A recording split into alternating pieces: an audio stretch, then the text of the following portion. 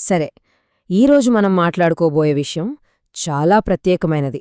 ఎందుకంటే కొన్నిసార్లు అత్యంత శక్తివంతమైన పాఠాలు విజయాల నుండి రావు, ఓటమి అంచుల దాకా వెళ్లి వచ్చిన తీవ్రమైన పోరాటాల నుండే వస్తాయి. ఇప్పుడు మనం చూడబోయేది సరిగ్గా అలాంటిదే. ఒక ఉద్యమం నుండి మరొక ఉద్యమానికి అందిన అమూల్యమైన అనుభవసారం. సిరియాలో నేర్చుకున్న పాఠాలు ఇరాన్లోని కార్యకర్తలకు ఒక లేఖగా ఎలా మారాయో చూద్దాం. ఈ మాటలన్నది ఇబ్రహీం అల్ అస్సీల్. సిరియన్ అహింసా ఉద్యమంలో ఈయనొక కీలక సభ్యుడు. చూడండి, ఇది ఎవరో పుస్తకాల్లో చదివి చెప్పిన విశ్లేషణ కాదు. ఇది పూర్తిగా వ్యక్తిగతమైనది. ఆ పోరాటంలో ముందుండి నడిచిన ఒక వ్యక్తి పంచుకుంటున్న మాటలివి. అందుకే కదా ప్రత్యక్ష అనుభవం నుండి వచ్చిన ఈ మాటలకి అంత బలం. ఇక్కడే ఒక విషయం మనకు చాలా స్పష్టంగా అర్థమవుతుంది. ఇది విజయానికి షార్ట్కట్లు చెప్పే గైడ్ కానే కాదు. ఇది ఎంత కష్టమొచ్చినా, ఎంత కాలం పట్టినా, ఎలా నిలబడాలి, ఎలా పోరాటాన్ని కొనసాగించాలి అని చెప్పే ప్రయత్నం. అంటే ఈ ప్రయాణంలో అసలు సిసలైన ఆయుధం ఓపికే అన్నమాట. సరే, మరీ ఈ లేఖలో ఏముందో చూద్దామా? ఇది కేవలం సలహా కాదు. ఇది ఒక పోరాటం నుండి ఇంకో పోరాటానికి అందుతున్న ఒక సంఘీభావ సందేశం, ఒక అనుభవ పాఠం. ఈ మాటలు వింటుంటేనే అందులో ఎంత వినయముందో, ఎంత బాధ ఉందో అర్థమవుతుంది కదా. మేం గెలుపుకి గ్యారంటీ ఇవ్వలేం, కాని మేం చేసిన తప్పుల నుండి, మేం పడిన కష్టాల నుండి కొన్ని పాఠాలు నేర్చుకున్నాం, వాటిని మీతో పంచుకుంటామంటున్నారు. ఈ పాఠాలు నేర్చుకోడానికి వాళ్లు ఎంత పెద్ద మూల్యం చెల్లించారో మనం అర్థం చేసుకోవచ్చు. మరి వాళ్లు నేర్చుకున్న మొదటి అతి ముఖ్యమైన పాఠమేంటి? అదే ఈ మ్యారథాన్ మనస్తత్వం. అంటే ఏ పోరాటమైనా సరే 100 మీటర్ల పరుగు పంద్యంలా చూడొద్దు. అదొక సుదీర్ఘ మ్యారథాన్ లాంటిది. సుదీర్ఘ ప్రయాణానికి వ్యూహం అంటే ఇదే. స్ప్రింట్కి మ్యారథాన్కి తేడా ఏంటి? స్ప్రింట్ అంటే చాలా వేగంగా, ఆవేశంగా దూసుకెళ్తాం, కాని అంతే త్వరగా అలసిపోతాం. మనలో ఉన్న శక్తంతా అయిపోతుంది. కాని మ్యారథాన్ అలా కాదు. నెమ్మదిగా, వ్యూహాత్మకంగా, శక్తిని కాపాడుకుంటూ చాలా దూరం ప్రయాణించాలి. నిలకడగా ఉండాలి. మరి ఒక ఉద్యమానికి ఏ మనస్తత్వముండాలి? ఇది చాలా చాలా ముఖ్యమైన పాయింట్. కేవలం ఆవేశంగా రోడ్ల మీదకొచ్చేస్తే సరిపోదు. ఎందుకంటే సరైన ప్లాన్, సరైన వ్యూహం లేకపోతే ఆ నిరసనలు, ఆ ఆవేశం ఎక్కువ కాలం నిలబడలేవు. అందుకే యాక్షన్ కన్నా ముందు స్ట్రాటజీ ముఖ్యం. అంతే. మరి వ్యూహరచన అంటేంటి? గాల్లో మేడలు కట్టడమా? కాదు. దానికి కొన్ని ఆచరణాత్మకమైన స్టెప్సున్నాయి. మొదట సివిల్ సొసైటీ థింక్ ట్యాంక్స్ లాంటివి ఏర్పాటు చేసుకోవాలి. వాళ్ళిప్పుడున్న పరిస్థితిని పూర్తిగా విశ్లేషిస్తారు. తరువాత భవిష్యత్తు ఎలా ఉండాలో ఊహించుకుంటారు. ఆ తర్వాత క్షేత్రస్థాయిలో పనిచేసేవాళ్లకి ఏం చెయ్యాలి, ఎలా చెయ్యాలి అని సలహాలు, సూచనలు ఇస్తారు. సరే, వ్యూహం ఉంది. మరి తర్వాత? ఒక ఉద్యమం బయట శత్రువులతో పోరాడాలంటే ముందుగా లోపల బలంగా ఉండాలి గదా. అదే ఈ సెక్షన్లో మనం చూడబోయేది. అంతర్గత బలం ఎంత ముఖ్యమో దాన్ని ఎలా నిర్మించుకోవాలో చూద్దాం. ఇది ఒక పవర్ఫుల్ వార్నింగ్ లాంటిది. మీ బలహీనతలు ఏంటో మీ ప్రత్యర్థి కనుక్కోక ముందే మీరే కనుక్కోండి అంటున్నారు. ఎందుకంటే వాళ్లు కనుక్కోడానికి పెద్ద టైం పట్టదు. మనల్ని మనం విమర్శించుకోవడం, మన తప్పులు మనం తెలుసుకోవడం అనేది బలహీనత కాదు. అదొక రక్షణ కవచం లాంటిది. మన లోపాలు మనమే సరిదిద్దుకుంటే ప్రత్యర్థికి మనపై దాడి చేయడానికి ఆయుధాలిచ్చినట్టు ఉండదు.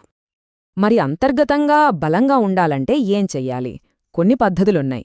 ఫస్ట్, మనకి ఏ వద్దు అని చెప్పడమే కాదు, మనకి ఏం కావాలో కూడా స్పష్టంగా చర్చించుకోవాలి. ఒక పాజిటివ్ విజన్ ఉండాలి. రెండోది, మనవాళ్లు ఏమైనా తప్పులు చేస్తే వాటిని కప్పిపుచ్చకూడదు, ఒప్పుకోవాలి, సరిదిద్దుకోవాలి. మూడోది చాలా ముఖ్యమైనది, నైతికంగా ఉన్నత స్థాయిలో ఉండాలి. మారల్ హైగ్రౌండ్ని ఎప్పుడూ వదులుకోకూడదు. మా దేశం వేరు, మా పరిస్థితులు వేరు, ఇది చాలా ఉద్యమాలు పడే ఒక పెద్ద ట్రాప్. ప్రతి పోరాటం ప్రత్యేకంగానే అనిపిస్తుంది, కాని అధికార సమీకరణాలు, వాటి డైనమిక్స్ ప్రపంచంలో చాలా చోట్ల ఒకేలా ఉంటాయి. అందుకే వేరే దేశాల్లోని ఉద్యమాల నుండి, వాళ్ల విజయాల నుండి, ముఖ్యంగా వాళ్ల వైఫల్యాల నుండి మనం నేర్చుకోవాల్సింది చాలా ఉంటుంది. ఓకే, పక్కవాళ్లనుంచి నేర్చుకున్నాం, అంతర్గతంగా బలంగా ఉన్నాం. ఇప్పుడు కొంచెం కష్టమైన విషయం గురించి మాట్లాడుకుందాం. అదేంటంటే చెత్తలో చెత్త పరిస్థితి వస్తే ఏం చేయాలి అని ముందుగానే ప్లాన్ చేసుకోవడం. వినడానికి బాగోకపోవచ్చు, కానీ ఇది చాలా అవసరం. ఉద్యమంలో ఉన్నవాళ్లు తమని తాము ఈ ప్రశ్న వేసుకోవాలి. ఒకవేళ ఇప్పుడున్న ఈ ఉద్ధృతి మొత్తం చల్లారిపోతే మన నెక్స్ట్ స్టెప్ ఏంటి? ఎందుకంటే ఎప్పుడూ గెలుపు గురించి ఆలోచిస్తూ కూర్చుంటే మధ్యలో ఎదురయ్యే వైఫల్యాలను తట్టుకోలేం.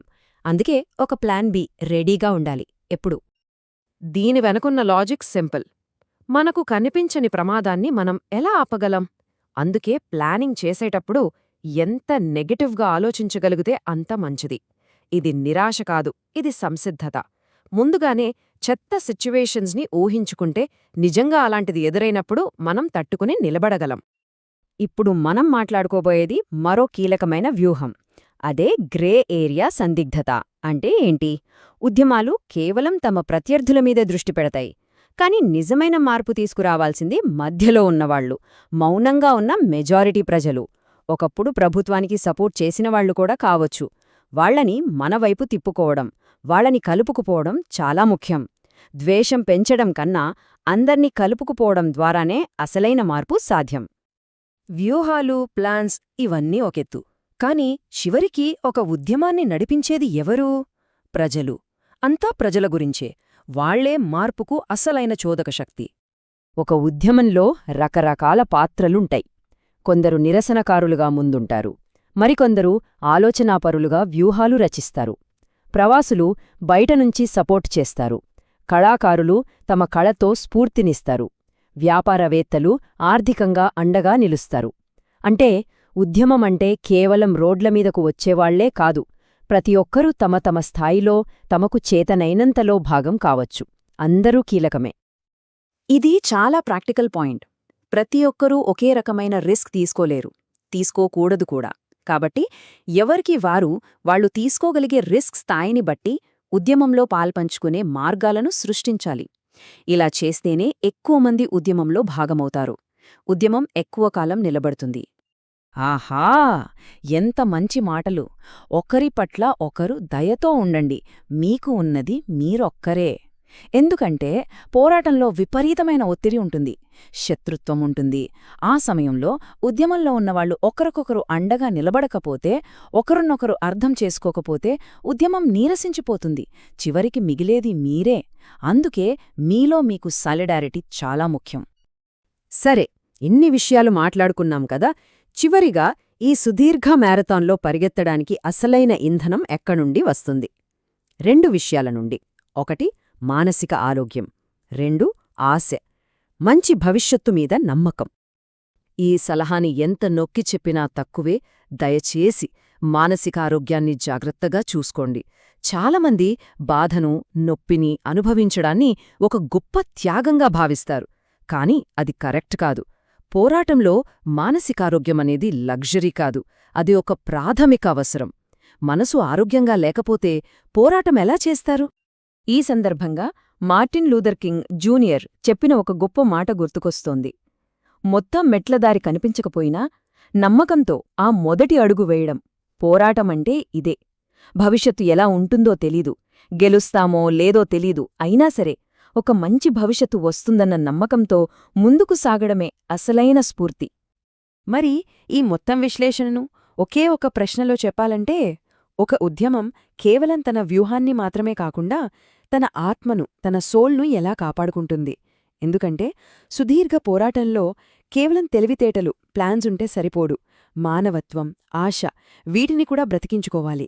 బహుశా ప్రతి ఉద్యమం, ప్రతి పోరాటం తమని తాము వేసుకోవాల్సిన అతిపెద్ద ప్రశ్న ఇదేనేమో.